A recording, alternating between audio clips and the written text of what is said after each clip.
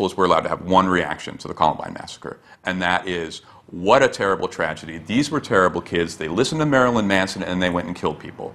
If you have any other point of view on that massacre than that, you're wrong. You must love the killing of children. One of the most controversial violent video games in recent memory was created by a 25-year-old Colorado man named Danny Ladoni.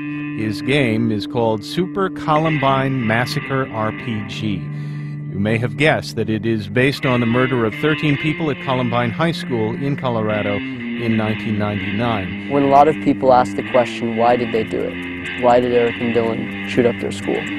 They don't actually want the answer. It's a very unique example of how you can use violence to express a different type of message, or to express a message at all. I don't think a video game is the way to go if you want to educate the public. A lot of people wrote that there was no game that could be made about Columbine that could be legitimate. You don't gain appreciation for the tragedy by repeating it and participating in a recreation yourself and taking the role of the murderers. The controversy should be that there aren't more games that are as demanding and as artistically innovative. Klebold and Harris literally trained on Doom to do what they did. The Columbine killers were pegged as Doom players, and Doom was, summarily taken to the mat for representations of violence.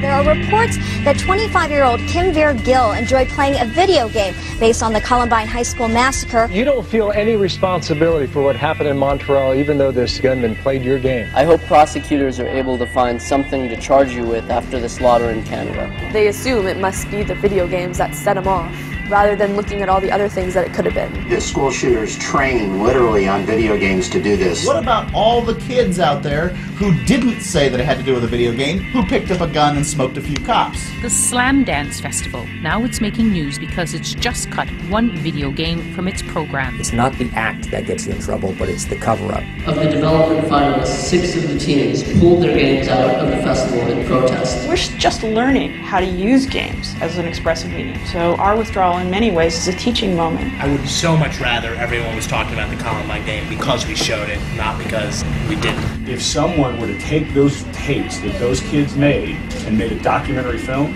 it would never be pulled. Why should Slam Dance exist if what it's going to do when it holds its guerrilla game maker competition pull out anything remotely guerrilla? Whenever youth culture adopts kind of a new genre, it's viewed as potentially scary by older people. That was true with comic books, it was true with rock and roll, it's now true with games. It's time that gamers get together. It's time that we, instead of just going on message boards and decrying politicians and anti-gamers activists, it's time that we got together and changed things.